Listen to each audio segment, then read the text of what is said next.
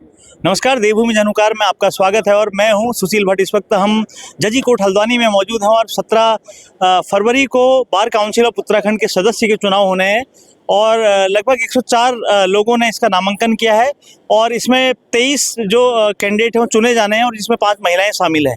तो आइए कुछ वरिष्ठ अधिवक्ता हमारे संग मौजूद हैं। सर, आपका नाम शुभ नाम जानना चाहेंगे? जी, मैं राम सिंह बसेड़ा एडवोकेट। आप बहुत वरिष्ठ अधिवक्ता माने जाते हैं। सर, क्या कहना चाहेंगे जो चुनाव चल रहा है बार काउंसिल के मेंबर का, और ये मतलब इसमें इतनी ज्यादा फीस है, 1,25,000 रुपए तकरीबन फीस है, तो क्या कहना चाहेंगे? असल में इस समय जो सुप्रीम कोर्ट है जी ये चुनाव जो है सुप्रीम कोर्ट के निर्देशों के आधार पर चल रहा है जी है ना। तो उसमें बार काउंसिल ऑफ इंडिया ने इसमें फीस का निर्धारण किया है। ये जी उनका कहना ये है कि इसमें बार काउंसिलों में उनकी आर्थिक स्थिति जो है वो सही नहीं है जी उनके पास में पैसा नहीं है। जी तो जो ये इलेक्शन होगा, इलेक्शन में जो है भारी उसमें खर्चा भी आएगा, क्योंकि पूरा प्रदेश लेवल का चुनाव ये इसमें रहता है। एकल संक्रमणी मत पद्धति के द्वारा जो है इसमें चुनाव होता है। तो उन्होंने उस आधार पर जो है ये पैसा भी इसमें कलेक्ट हो जाए और लगभग 1.5 करोड़ रुपए जमा हो चुका है 104 के हिसाब से। हाँ जी, 1.5 करोड़ करीब हो गया होगा जमा। जी, तो उसी हिसाब से खर्चा भी आएगा, जी, है ना। अच्छा, चुनाव का खर्चा जो बार एसोसिएशन जो करवाएगा, मतलब बार काउंसिल पेमेंट करेगा ना जी। जैसे उसमें आपका एक तो ये तकरीबन 1.5 करोड़ रुपए खर्चा भी आ जाएगा इस चुनाव कराने में। 80-90 लाख तो आ ही जाएगा। हाँ, तो इसमें क्या क्या व्यवस्थाएं होती है? उसमें ये है कि जैसे इस समय एक तो उसमें अपेक्स कमेटी जो है उसमें तो 3 तो रिटायर्ड जजेज हैं जी, हाई कोर्ट के जी, तो उन लोगों को भी पेमेंट करना पड़ेगा। रिटर्निंग ऑफिसर जो है उसका पूरे चुनाव का जो है वो हाई कोर्ट का रिटायर्ड जज है जी। और उसके जो पर्यवेक्षक हैं वो भी रिटायर्ड जज है, उनका भी पेमेंट होगा। और चुनाव में जो खर्चा इसमें आएगा तो इसके पोलिंग स्टेशन जो बनते हैं उसमें भी एडीजे रैंक या जजेस रैंक के लोग जो है चुनाव उसमें रिटर्निंग ऑफिसर होते हैं और उनका स्टाफ होता है। तो ये सब उसमें पेमेंट उनको जो है उसी स्तर से जो है पेमेंट भी किया जाता है। तो उसमें ये खर्चा आता है स्टाफ के साथ साथ जो है। फिर काउंटिंग होगी, काउंटिंग में भी जिसमें टाइम काउंटिंग सेम डे होगी? नहीं, काउंटिंग जो है 3 दिन बाद है। 3 दिन बाद है। 17 को पोलिंग है मेरे ख्याल से, काउंटिंग 20 को रखी है जी। हाँ, 20 के बाद काउंटिंग जो है नैनीताल क्लब में काउंटिंग प्रारंभ हो जी। राम सिंह बसेड़ा जी बहुत वरिष्ठ अधिवक्ता माने जाते हैं और बहुत अच्छे जानकार माने जाते हैं विधि के। तो आपने बहुत अच्छी हमको बात बताई। इसी बीच हमारे साथ आप कुछ कहना चाहेंगे? और आप देख सकते हैं यहाँ पर चुनावी माहौल भी बना हुआ है। यहाँ पर कुछ कैंडिडेट भी हैं, वोट मांगते हुए अभी हमें थोड़ी देर पहले दिखाई दे रहे थे। तो कुछ लोगों से बातचीत करते हैं। आपका शुभ नाम जानना चाहेंगे? आप वकील हैं? नहीं। आप क्या कहना चाहेंगे? यहाँ किसका प्रचार कर रहे हैं, पहले बताइए। जी, हमारी भाभी हैं अमनदीप कौर। अमनदीप कौर, दिखाइए, कार्ड दिखा दीजिए। हाँ जी, बार काउंसिल मेंबर का चुनाव लड़ी है जी। अच्छा जी, अच्छा जी। हम यही नहीं, बैठे रहने दीजिए, वहीं जाएंगे। चाहते हैं कि हमारी जो भाभी हैं अमनदीप कौर जी, ये प्रथम वरीयता में इनको वोट किया जाए और इनको पहली बार जो है प्रथम वरीयता में वोट किया जाए जी। पहली बार जो है महिलाओं के लिए आरक्षण आया है 30% का, उसमें भागीदारी करी गई है जी। वीर जी बड़े खुश दिखाई दे रहे हैं, क्या कहना चाहेंगे? सर, ये खुशी की बात है। हमारी अमन दीदी रुद्रपुर से हैं। आप कहाँ से हैं? रुद्रपुर से सर। आप भी? जी। ये बार काउंसिल का चुनाव लड़ रही है साहब। सहयोग चाहिए सबका। चलिए हम सर, आपका शुभ नाम जानना चाहेंगे? आपने भी अमरदीप, क्या नाम है?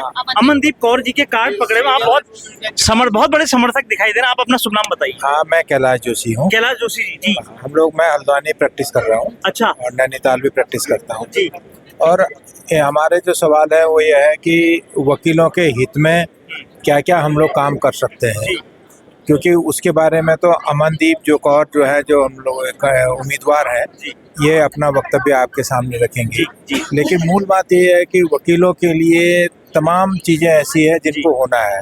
एडवोकेट प्रोटेक्शन एक्ट से लेके उनके जब उनको अचानक कहीं जाना पड़ता है तो उस समय उनको लीव का प्रोविजन हो, जी है ना, इस तरीके की बातें हैं। जी। तो मैं समझता हूँ कि बेहतर हो कि आप अमनदीप से बात चलिए करें। सीधे हम आपको अमनदीप कौर की तरफ ले चलते हैं। मैडम क्या कहना चाहेंगे, आप मेंबर का चुनाव लड़ी, क्या आपने इससे पूर्व में भी बार काउंसिल सदस्य का चुनाव लड़ा है? नहीं, मैंने इससे पूर्व किसी तरीके का कोई चुनाव नहीं लड़ा है, लेकिन मुझे लड़ने की जरूरत इसलिए महसूस हुई कि उत्तराखंड में प्रथम बार 30% महिलाओं का आरक्षण हुआ, और उस आरक्षण की लड़ाई जब हम संसद से लेकर विधानसभाओं के भीतर वकील सबके लिए लड़ाई लड़ते हैं, लेकिन हमारे ही बार काउंसिलों के भीतर महिलाओं को तो संसद में भी आरक्षण जी, लेकिन बार काउंसिल के भीतर महिलाओं का आरक्षण नहीं था। प्रथम बार उत्तराखंड में आरक्षण हुआ है। उस 30% जो आरक्षण है, उसी आरक्षण के बीच मैंने दावेदारी करी है।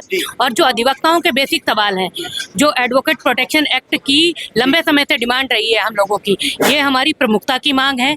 मेडिक्लेम की बात है कि अधिवक्ताओं को जो सामूहिक बीमा होना चाहिए, उनके स्वास्थ्य को लेकर, उनकी जो बाकी दिक्कतें हैं उनके लिए एक बीमा। हम सभी को एक, आप देखिए कि बैंक लोन देने की तरफ बढ़ते हैं, लेकिन अधिवक्ता को लोन देने की कतराते हैं बैंक कि अधिवक्ताओं को लोन नहीं देना है। अधिवक्ताओं के पास वो सबसे ज़्यादा आत्मनिर्भर पेशा होने के बाद भी उनकी स्थिति बहुत खराब है। हमने देखा कि कोरोना पीरियड में भी वही सब रहा। या अब हम देखें कि अधिवक्ता के परिवार में अगर कोई कैजुअलिटी भी हो जाती है तो हम लोगों के पास कोई छुट्टी का प्रोविजन नहीं है, क्योंकि हम आत्मनिर्भर पेशा हैं तो हमें काम करना ही करना है। या अधिवक्ता कल्याण की बात है, कल्याणकारी निधि के रूप में सरकार के पास एक बहुत बड़ा फंड है, लेकिन अधिवक्ताओं के कल्याण के लिए सरकार की तरफ से कोई पॉलिसी नहीं बनाई गई है। तो बार काउंसिल के भीतर पहुंच के मैं इसी सवाल को लेकर जा रही हूं कि अधिवक्ताओं के कल्याण का जो सवाल है वो प्रमुखता से उठाया जाना चाहिए।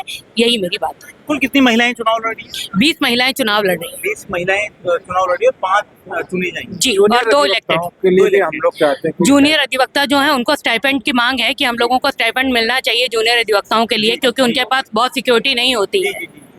हमारे संग एक वरिष्ठ अधिवक्ता भी मौजूद है और आपको तो लंबा चुनावी अनुभव ही रहा है। प्रतिपाल सिंह रावत जी पूर्व में विधानसभा चुनाव भी लड़ चुके हैं। देखिए, लोकसभा में जो नामांकन की मतलब जो जमानत राशि है 25,000 रुपया है और विधानसभा में 10,000 है, लेकिन यहाँ 1,25,000 क्यों?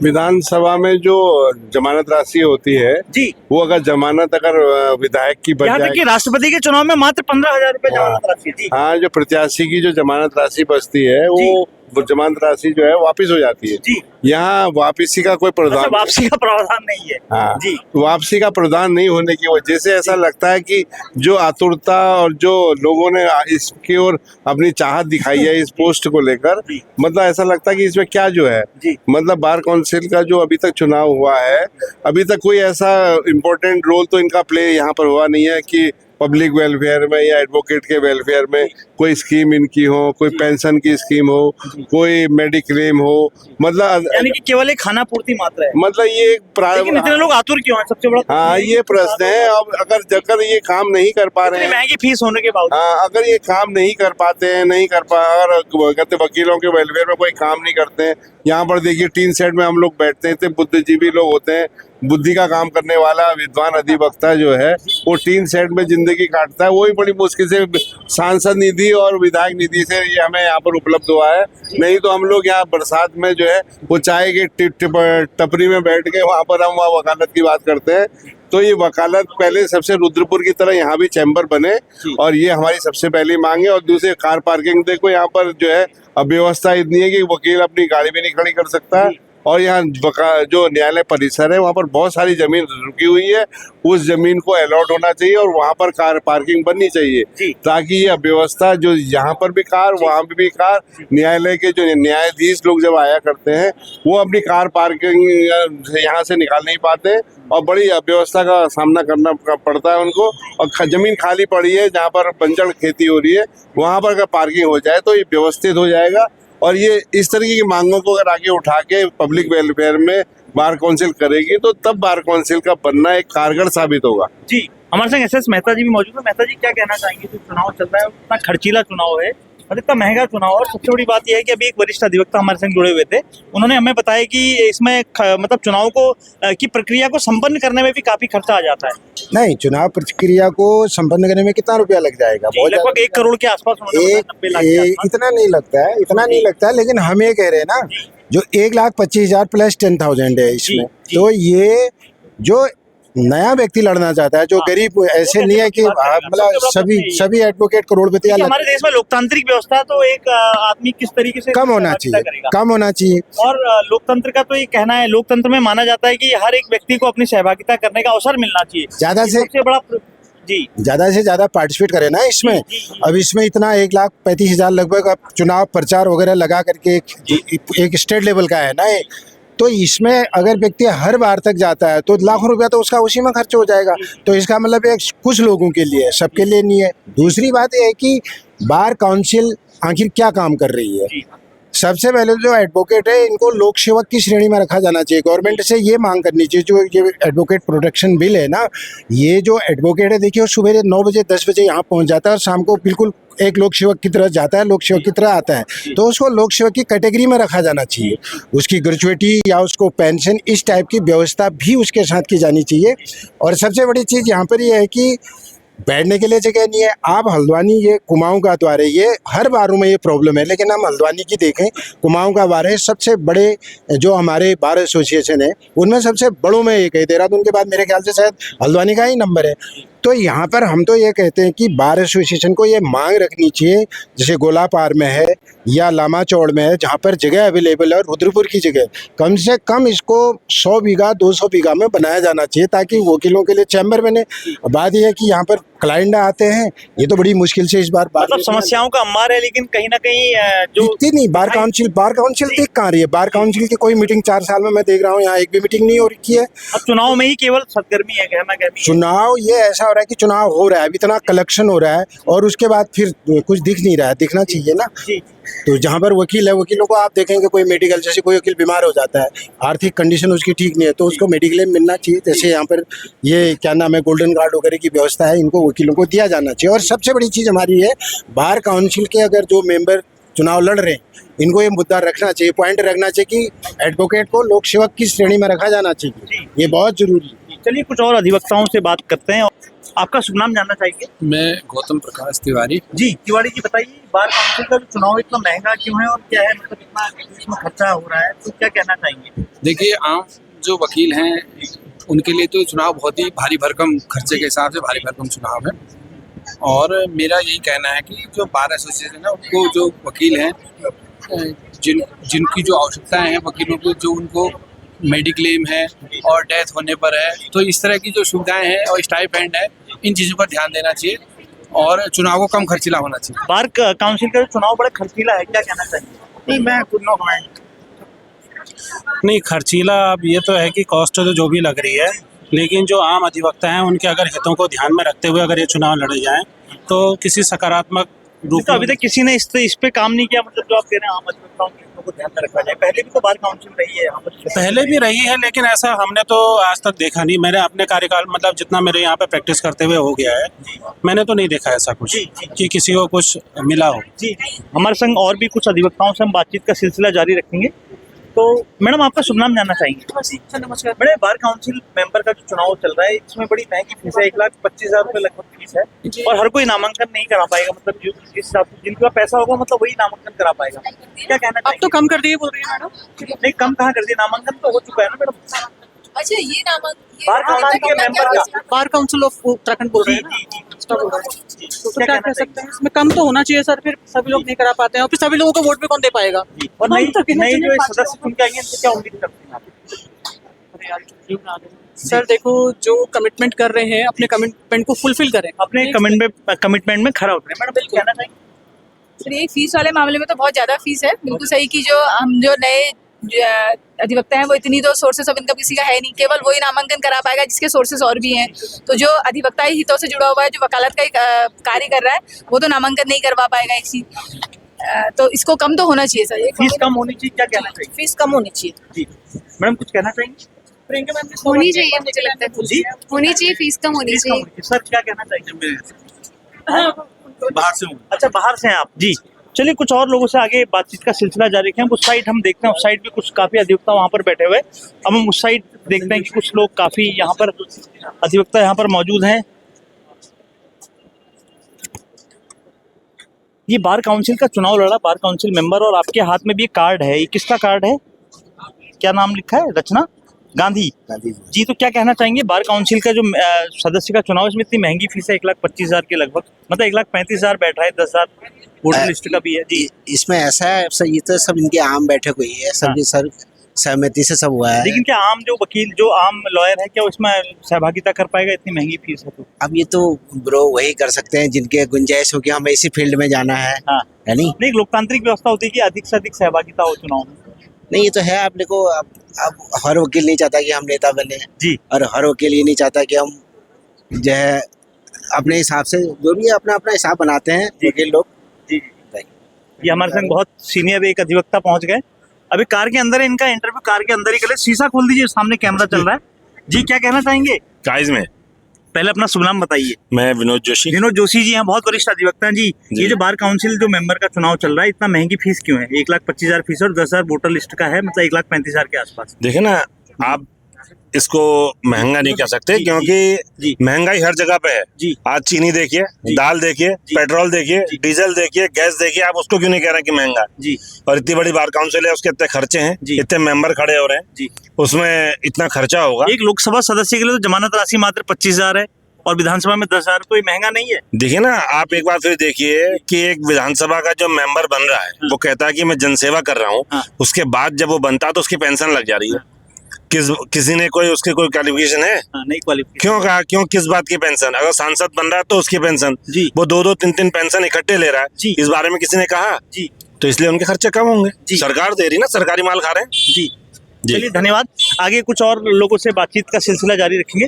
मैडम, बार काउंसिल मेंबर का चुनाव चल रहा है, तो इसमें बड़ी महंगी फीस है, 1,25,000। क्या कहना चाहेंगे? सर, इसके बारे में हम कुछ नहीं कहना चाहेंगे, ये बोलेंगे। आप बताइए। इसमें हम क्या कह सकते हैं, जो इलेक्शन लड़े वही बता सकते हैं। जो इलेक्शन लड़े वही बता सकते हैं। नहीं, फीस ज्यादा है, इसमें कुछ कहना चाहेंगे? हमें पहले भी पता नहीं था फीस कितनी थी, क्या थी, आपका क्या पता है? अच्छा, फीस के बारे में जानकारी नहीं है। चलिए कुछ और लोगों से बातचीत का सिलसिला जारी रखें, कुछ कहना चाहेंगे? बड़ी संस्था है, पूरे उत्तराखंड की, स्टेट लेवल की है।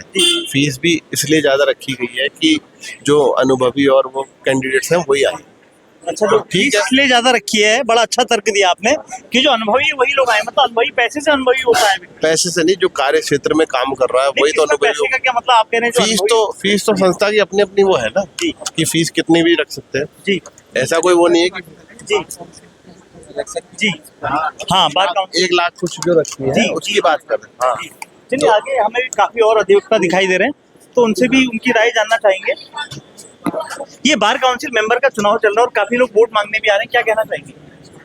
एक कैंडिडेट भी हमें दिखाई दे रही है। मैडम कैंडिडेट है? हाँ जी, आइए। हाँ जी हाँ, बार काउंसिल का चुनाव है सभी बात में कराएंगे हमारे 17 फरवरी को। इसमें सभी अधिवक्ता साथी हमारे सीनियर एडवोकेट्स रह रहे हैं। सभी को शुभकामनाएं हैं। नहीं, शुभकामनाएं तो, लेकिन 1,25,000 फीस है, इस पे क्या कहना चाहेंगे? सर ये तो इस पे तो कुछ नहीं कहना चाहूंगा मैं। अच्छा, आप कुछ कहना चाहेंगे? नहीं, ये तो खैर बाहर ने तय किया है, तो वहाँ काफी वरिष्ठ अधिवक्ता बैठते हैं, तो ऐसा कोई है नहीं कि चलते फिरते डिसीजन ले लिया होगा। और बाकी सबको शुभकामनाएं। शुभकामनाएं, बहुत बहुत शुभकामनाएं, बहुत बहुत शुभकामनाएं। जो लोग चुनाव लड़ रहे हैं उनको शुभकामनाएं आप प्रेषित की है आपने। तो कुछ मुझे कैंडिडेट दिखाई दे रही हैं। मैडम जी, अभी थोड़ा सा चुनाव लड़ रही है, आप कुछ कहना चाहेंगे? अभी कुछ चलिए, तो मैडम ये बार काउंसिल मेंबर का चुनाव चल रहा है, इसमें कुछ कहना चाहेंगे? जो कैंडिडेट चुनाव आपके पास आ रहे हैं वोट मांगने, क्या कहना चाहेंगे? करेंगे, सबका सपोर्ट करेंगे। सभी का सपोर्ट करेंगे जी। आप कुछ कहना चाहेंगे? अच्छा, आप कुछ नहीं कहना चाहेंगे? तो देखिए, यहाँ पर एक सदस्य से हमने और बात करने की कोशिश की, लेकिन वो मीडिया से बचती हुई दिखाई दी। और भी काफी वरिष्ठ अधिवक्ता यहाँ पर दिखाई दे रहे हैं। सर, बार काउंसिल का चुनाव चल रहा है, क्या कहना चाहिए? काउंसिल का चुनाव की बात 1,25,000 है, लेकिन जी नहीं, वो तो बहुत ही ज्यादा कर रखी है जी, बहुत ज्यादा कर दी। आम आदमी पार्टिसिपेट, बहुत लोग प्रतिभाग ही नहीं कर सकते उसमें, प्रतिभाग नहीं कर सकते जी। सही बात तो ये। और दूसरा जो है, जो महिलाओं का आरक्षण दिया है वो अभी तक उसकी पॉलिसी समझ में नहीं आई। अच्छा, कि आरक्षण किस आधार पे दिया गया? जी हाँ, जी हाँ, क्योंकि ऐसा था, क्योंकि जो वो जैसे उनको आरक्षण अगर दिया गया है तो उनको हमारा जो वोटिंग राइट होना चाहिए, फर्स्ट प्रेफरेंस 2 होने चाहिए, एक लेडीज के लिए, एक जेंट्स के लिए। हाँ, बिल्कुल, वो अभी तक समझ में नहीं आया, उसमें भी जो है सुधार की आवश्यकता है। तो काफी असमंजस है, मतलब कि बिल्कुल वोटिंग के वक्त काफी असमंजस की, बिल्कुल ये आरक्षण को लेकर बहुत ज्यादा असमंजस की स्थिति। जी जी। महिला आरक्षण को लेकर लोग असमंजस में, क्या कहना चाहेंगे? ये जो बार काउंसिल मेंबर का चुनाव चल रहा है, कुछ नहीं कहना चाहेंगे?